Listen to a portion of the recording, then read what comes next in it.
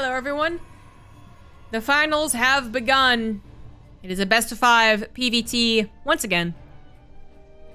This guy in the bottom right defeated 2 Terran players on his way here, so he is quite warmed up for this matchup. He is the red Protoss Team Liquid's MaNa.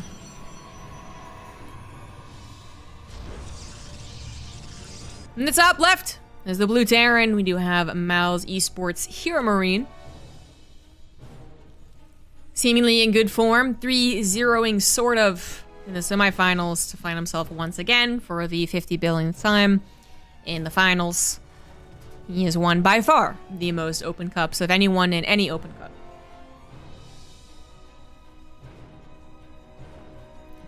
I mean, I meant that for the EPT open cups, but I actually wonder if that's true for like all open cups. He's won a lot. Beyond won a lot of Lima leagues back in the day. And then Zest won a lot as well, but I'm not sure why I got a host from Pig.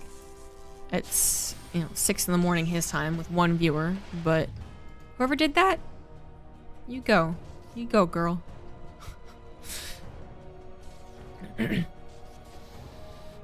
So HeRoMaRinE, as I was talking about before the break, if he's going to be in good form in an open cup, the worst person to be up against him is a Protoss.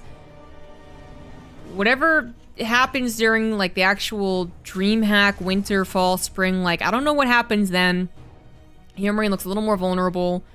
Not nearly as one-sided of an affair. But when it comes to open cups and HeRoMaRinE doing well, not getting knocked out by a Rainer or a Clem, he's gonna do very well against Protoss players. But MaNa is really and truly warmed up. He faced a very tricky Terran player in Uthermal in a best of 3, and then he faced Kelazur, who's a little more of just a regular TvP player, perhaps is better practice for his fight against HeRoMaRinE, but is still a very good player.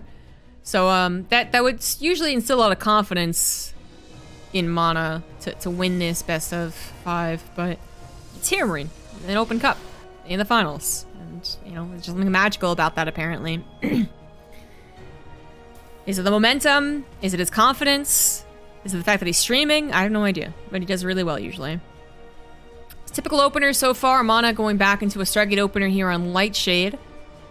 It's also a bit different of a map, I guess, than the last couple that we've seen. Reaper's gonna get a really full scout before finally going down. Sees that it is in fact a Phoenix being produced from that as well, so that gives you a really good mind of like, okay, if it's an Oracle, it could be into a Twilight Council. We saw that from MaNa. If it's a Phoenix, it's probably going to be more Phoenix.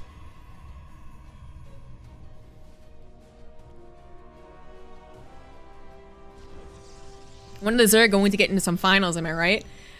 Europe has not been a Zerg colony in a long time at this point. Someone came in, a Firebot came in. Well, actually, not even a Firebot, right? Because it's usually all the Protoss are now here. So, what's her face? Celendis or someone came with a mothership and totally purified Europe. And then made room for Protosses and, 1 or 2 Terrans that are cool. Rainer and Matt Horner is HeRoMaRinE and Clem or something, I don't know. Yeah, the Zergs do not dominate Europe as they once did. Still, some of the best players in Europe are Zerg, but used to be plentiful. Now instead of a billion little Zerglings, there are, 4 or 5 really strong Ultras. Phoenix is not getting a great start to this game.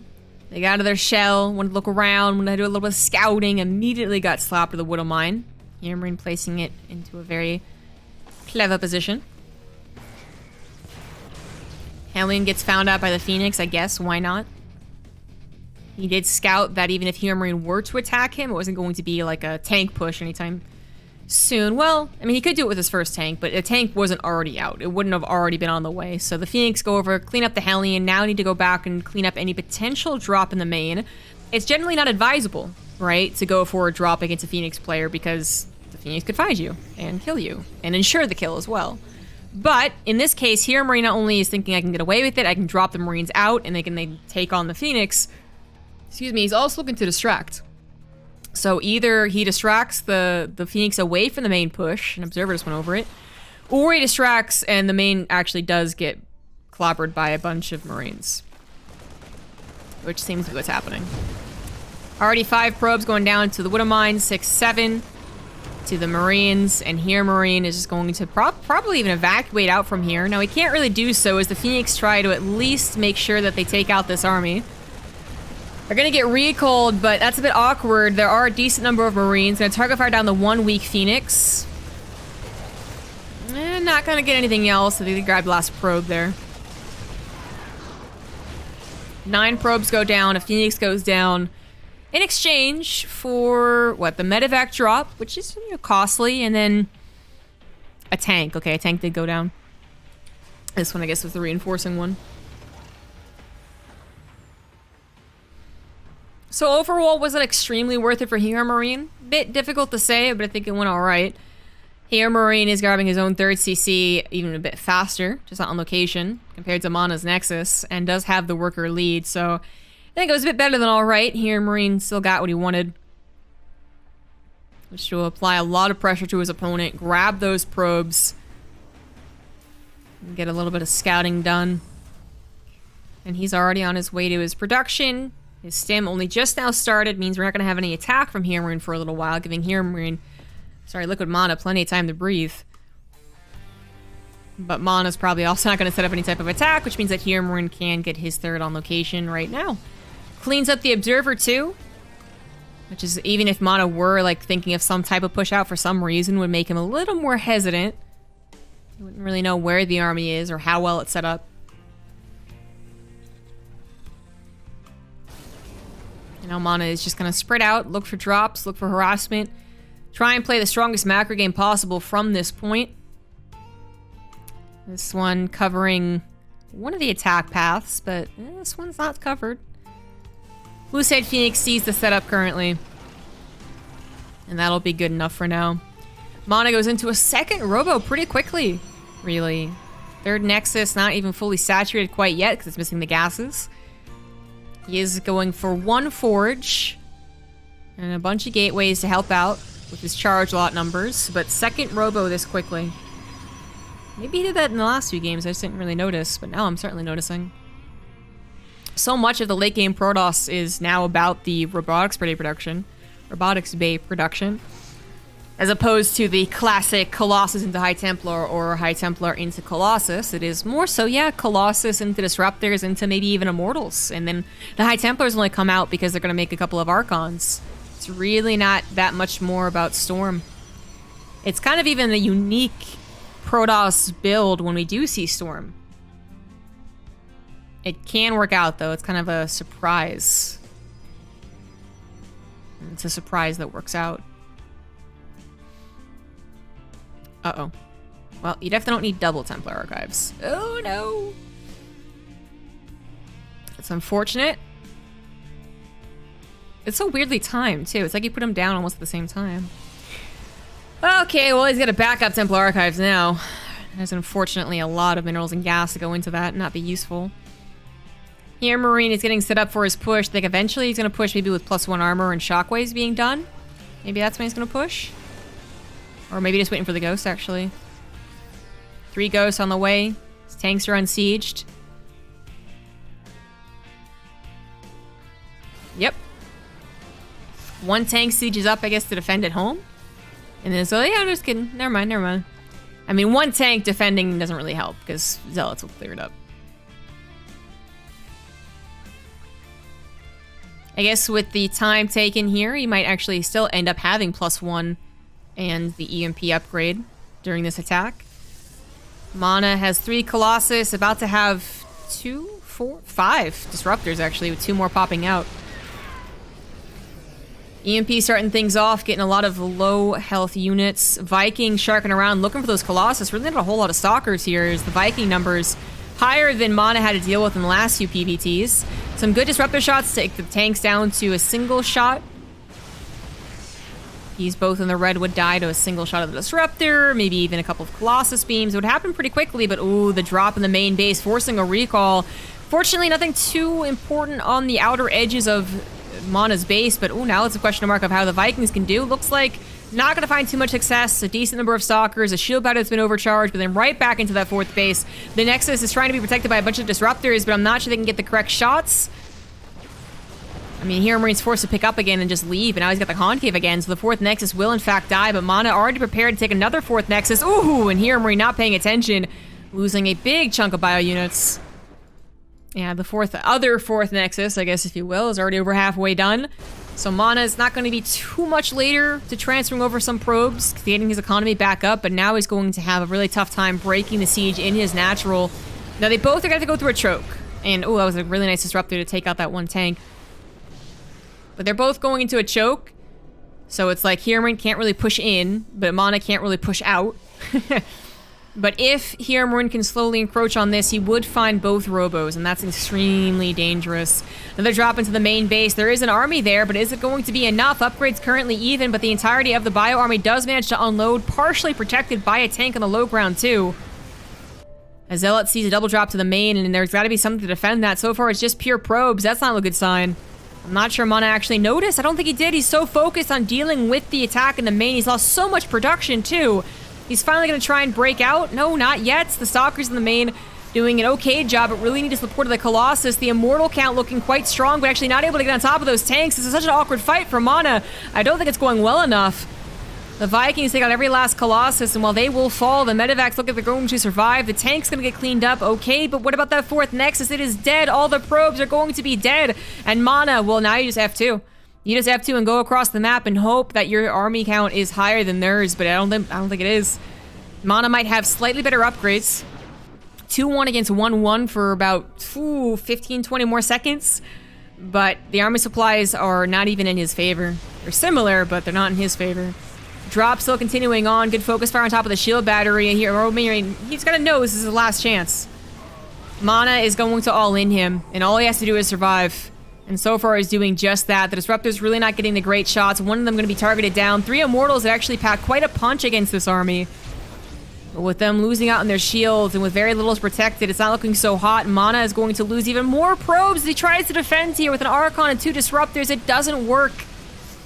And maybe MaNa saw a future if he could actually get this 3rd running this entire time, get a 4th base back up, and bully HeRoMaRiNE off a 4th, but none of those things are happening. The 3rd is under fire for so long, the 4th base probably going to be canceled. Disruptors not getting the shots that they would want, and this is the last hurrah that did not work. GG. HeRoMaRiNE takes game 1.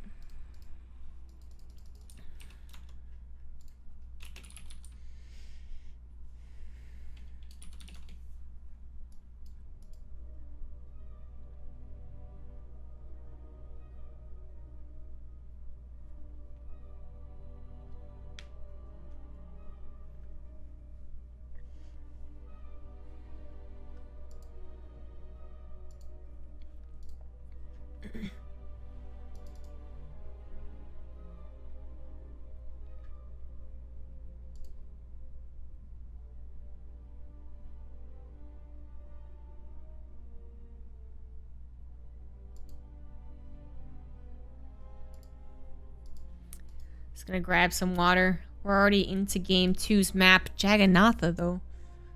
We're into the lobby anyways.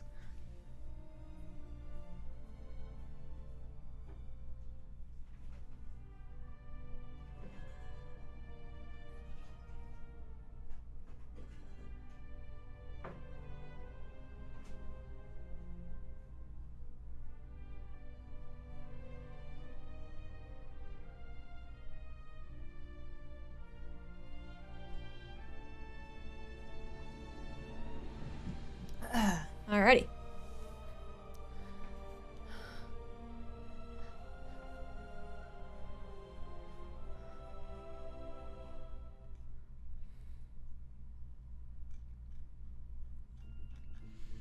Oh wow, Wardy didn't finish the tournament?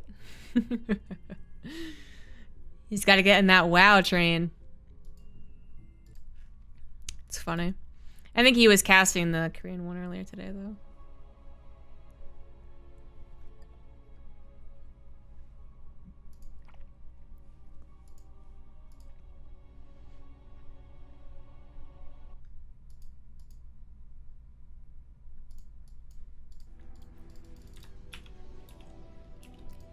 The bottom left down 1, he is Liquid MaNa.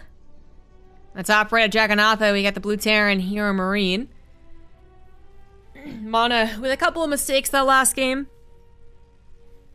Kind of starting off with the maybe lackluster defense of the main base. Lost 9 probes, right?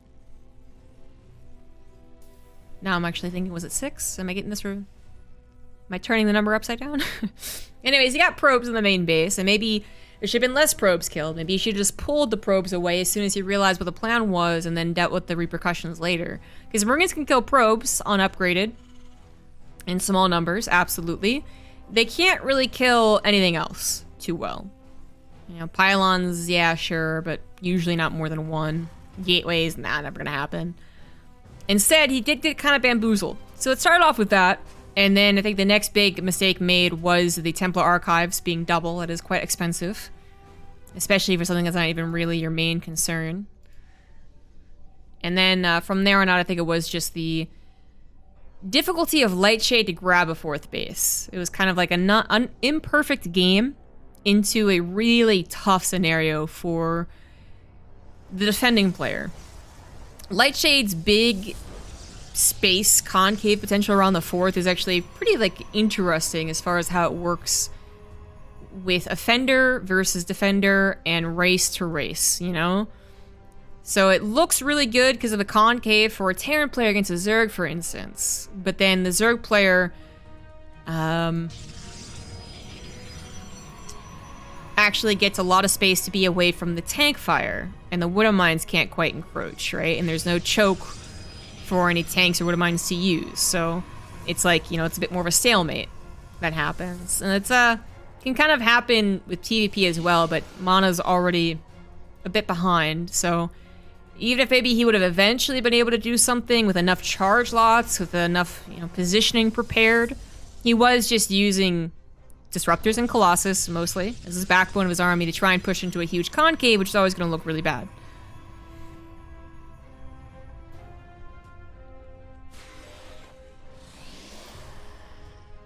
And perhaps grabbing his other 4th Nexus and just letting the original one go would have actually been a good plan too. He then was torn in too many places, so he couldn't defend his other 4th, nor could he really defend his main, which took initially not a whole lot of damage, but then eventually took a lot of Gateways production's worth of damage, so it was starting to really add up.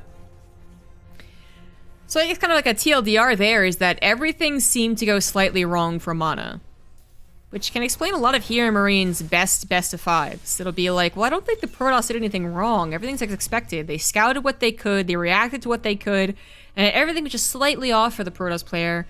Meanwhile, HeRoMaRiNE's doing everything, you know, seemingly perfectly.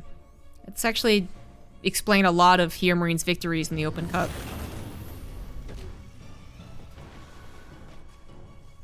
Very quick 3rd command center. This is the greediest 3rd command center you can take against any race. The factory is your really safe building as a Terran player. Your starport is basically more of your harassment tool, although it can also be safety, you know, building Vikings when needed. But your factory is really the safety. It can build Hellions against Lings, it can build tanks against Roaches, it can build Cyclones against Oracles, it can build tanks against Stalkers, it can build tanks against Marines, you know, you get the picture, right? And each unit in the first 6 or 7 minutes of a game, of any Terran versus whatever, each unit popping out of that factory, maybe not the Hellions, but, you know, a factory producing a tank or a Cyclone is actually extremely helpful. To just not go for a factory at all, and instead go into a second barracks, yes, it'll give you slightly more bio units, but unupgraded bio units. Against an army, a race that could theoretically be doing something very dangerous, like a 4-gate blink attack on top of you. A 4-gate blink against this build, I gotta assume that HeRoMaRiNE dies. I haven't seen it though. Because again, like so many other 3rd CC builds that are this quick would be off of at least a factory and a very defensive tank setup at that. But it looks like HeRoMaRiNE's gonna get away with it. MaNa gets some pretty nice scouting opening up with a Stargate. Or he should. I guess he should. He hasn't actually gotten it yet. You should get some pretty nice scouting with a Stargate opener, but if you're playing really defensive, if you got like tank push in the last game, or Wood Mine dropped even with your Phoenix, which you did get dropped last game, then maybe you're a bit defensive. Maybe you're kind of shy about moving in, because they also got popped by Wood Mine last time. And in this case, they literally only saw a barracks and nothing else. He has no idea that there's a fast third command center. Everything looks just like it would be like a factory and a starport behind that. That's some super bad news. I mean, MaNa's trying to do something a little bit greedy, I guess, with the third Nexus plus the Robo. But it's definitely not greedy enough. Like, it's the usual thing you would see, honestly. Unless they thought a tank push was on the way or something more nefarious.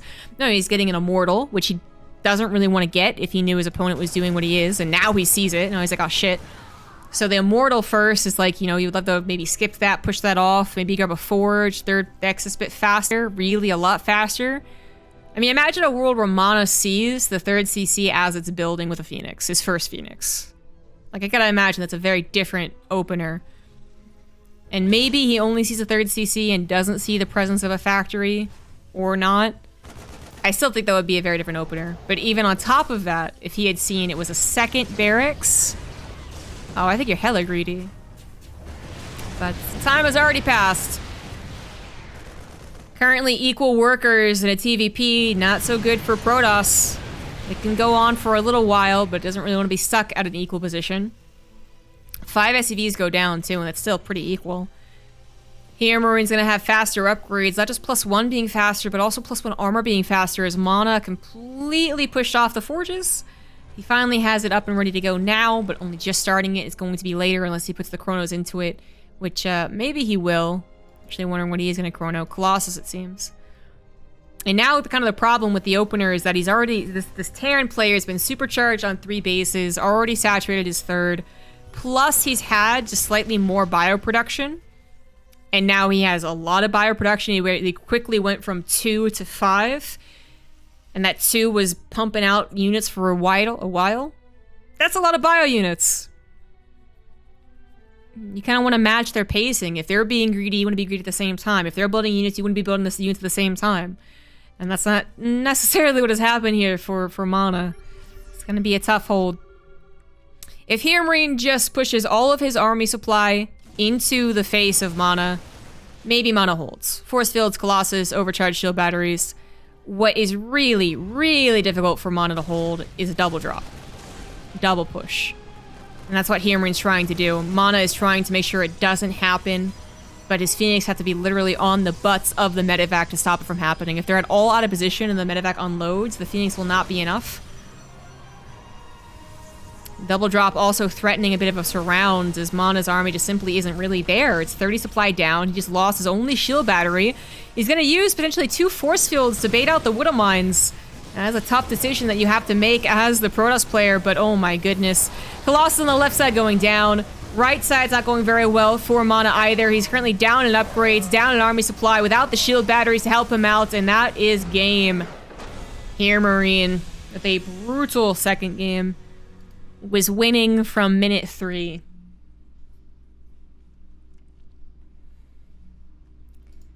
You don't say too often, especially when it's like a macro build, right? If you SCV pulled and you didn't win, okay, you've been losing since minute 1, but both people not doing anything to each other, to have HeRoMaRiNE basically win that game as soon as you put that third command center down and it wasn't punished. Doesn't happen too often, but we just saw it.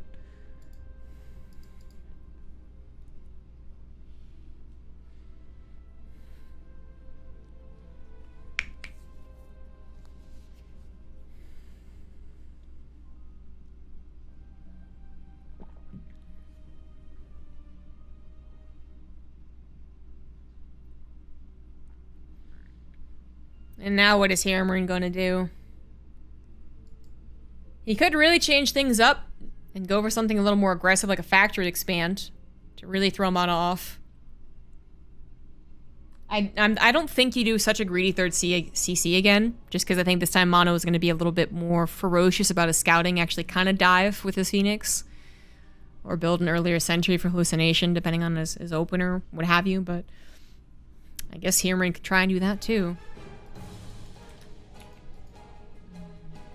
Feels like he always chooses the right thing in these open cups. In the bottom left is the red Protoss. He is MaNa. In the top right, it is HeRoMaRiNE. And we are on Oxide. Which, It's one of the larger maps that we have. And also a bit difficult usually to take a fourth base on. If we even get there, though, we'll see. The Minivex have butts. They have derrieres. We have behinds.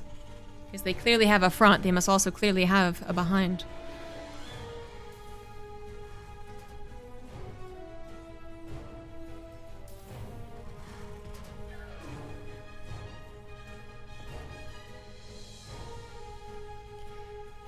I don't know what MaNa could have done in that situation last game to actually survive that. It was just so unfortunate. There were so many choices for HeRoMaRinE and no choices for MaNa.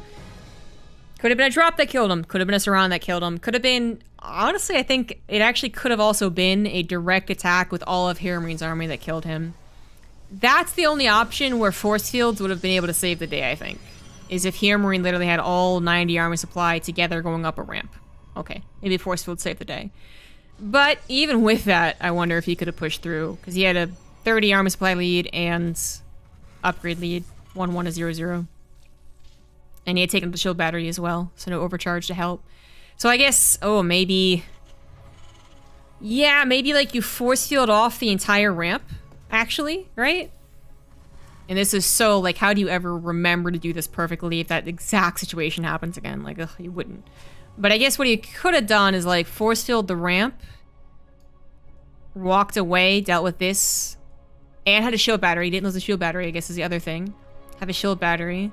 And then in the natural shield battery done, because they get finished during the engagement. So it couldn't save the Colossus that went down. And supercharge that. And then maybe you can go back before the force fields expire and use the shield battery to hold. Like, that would have been the perfect case. Rarely would ever happen type of thing. But I guess that's what would have held him that game. I guess. It was so-called economic cheese. Yes, yes indeed. Sometimes a good phrase to bring out every now and again.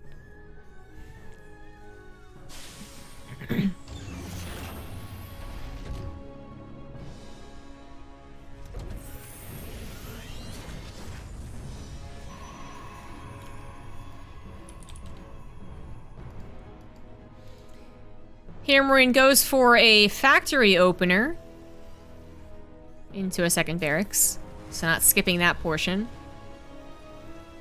And actually going to be reducing Hellions here. MaNa has occasionally not walled off his front. He's like set up potential for a wall off and then went, okay, I don't need it. This game he would need it, and he could set it up. He's got a very fast sentry this game, so that's what he's doing the scouting for. But this is actually really awkward. This could be really awkward. MaNa is paying attention, so it's already less awkward than it could have been.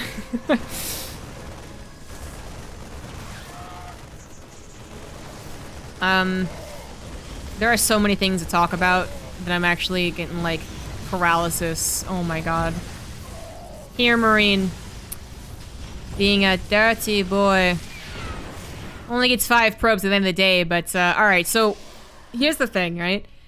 MaNa goes for a faster sentry because he opened up with the Twilight Council, so he wouldn't get a lot of scouting if he didn't go for a sentry. I mentioned that going into the show. I go and be like, okay, he could do sentry as well depending on his opener. That's what he did. The sentry used hallucination, but HeRoMaRinE's attack hits before even a hallucination would scout, and that's a pretty fast scout too. It also is a sentry as opposed to a second stalker, which isn't very good in a direct fight without its spellcasting abilities. HeRoMaRinE, I think, actually could have done a lot of damage with all that in mind, hitting before hallucination sees it, hitting when the sentry's available, not a stalker, if MaNa wasn't paying attention. Thankfully, MaNa was. Any amount of micro with that army is going to be so much better than would've, could've, should've's. And thankfully, MaNa doesn't take too much damage. Going for his own Dark Shrine opener, though, Oxide apparently very popular for this. It seems like it's going to work out pretty well. There is one scan available, but HeRoMaRinE wants to make sure it's a good one. I think he's even kind of like, oh, do you have a second DT? Like, I really don't want to use it and then have a second DT pop out of nowhere. It is just the one. Very non-committal here.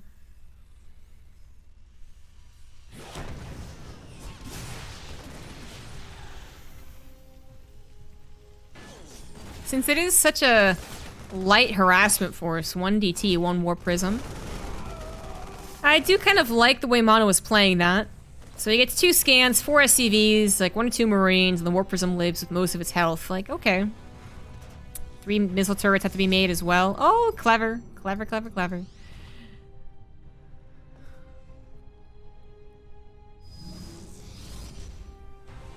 Woo.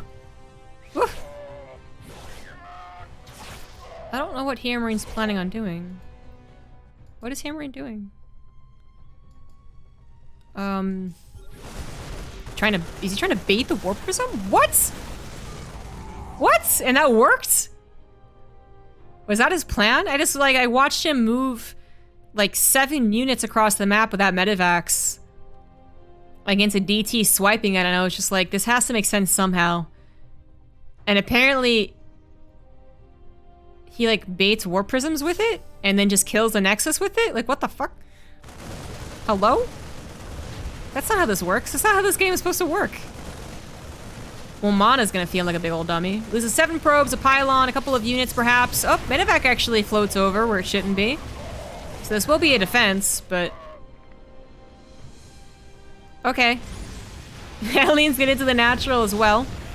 He did actually make 4 and then just kept 2 of them sidelined for a little while. If that had lasted a little while longer, I think this Medivac goes into the 3rd, or if the probes hadn't all died, then I guess it goes into the 3rd, but now it's going to come in later on. 9 probes go down to, I mean, kind of a tiny force. It was a decent size, I guess, when everything was included, including the Medivac that just kind of randomly appeared and then died.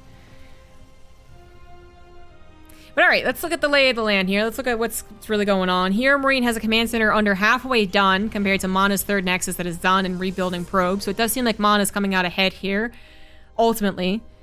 MaNa's army supply also looking decent enough situation. Sucks he lost the Warp Prism, and he is going to spend some time rebuilding that. So that's not his 3rd Colossus on the way. Drop in the 3rd base is going to take a little bit of time to clear up, but that's all that HeRoMaRiNE wants to do is buy some time. He goes into the natural with the rest of the units, and then the main is also about to be attacked. One of mine is cleaned up, but Medivac is still here. Recall is used into the main as HeRoMaRiNE really was trying to set up something surprising, and I guess maybe he found the surprise. But that is just enough units for the Protoss to actually tackle this. Oh no! The Colossus actually goes down to a last shot there. Oh, I thought he was going to get away with everything living. 7 probes died, but if the Colossus had lived, I'd be like, okay, that drop maybe wasn't really worth it. But getting the Colossus, too, that is kind of hurtful. And HeRoMaRiNE escapes with both Medivacs alive. So they're going to all pair up together and continue the harassment, keeping MaNa off of 4th base at the very least, while HeRoMaRiNE finally sits down his 3rd. MaNa, do you even have a forge this game? He does not. So HeRoMaRiNE going to continue upgrading, where MaNa is going to stay at 0-0. That is a lot of units, so that is a no-go zone. Not going to drop into that, but is simply abusing the high ground vision from the Medivac to take out a pylon, a 7X core, a gateway. He's about to scout the Warp Prism, trying to head into the main base. Does he actually see it? See it? I'm not sure that he did. I don't think he did. HeRoMaRiNE paying attention to the army too much. Gets the 7X core. But then the army gets into the main. A couple of reinforcements are available, and those are DTs and Zealots. The 2 missile turrets being in the main base should be able to clear this up eventually. The drop is actually going to get cleaned up as well, as MaNa was getting tired of it, brought the rest of his army over, but that means that his 3rd base is now vulnerable as 2 Medivacs fly over there. I guess HeRoMaRiNE didn't see the Warp Prism, and MaNa didn't see the double Medivacs. More probes go down, but the Warp Prism is even finding some success at the 3rd base. There's actually action all across the map. Who was responding better in all the locations? Currently, it seems to be a bit of a samesies situation. Like, they're both responding fairly quickly to everything. But HeRoMaRiNE is coming out just slightly ahead on the army supply. He is starting to lose a couple more SCVs. Warp Prism also was right over top of a missile turret, so it definitely went down. And at the end of the day, HeRoMaRiNE's supply looking much better than MaNa's. MaNa is gonna give up this game. GG!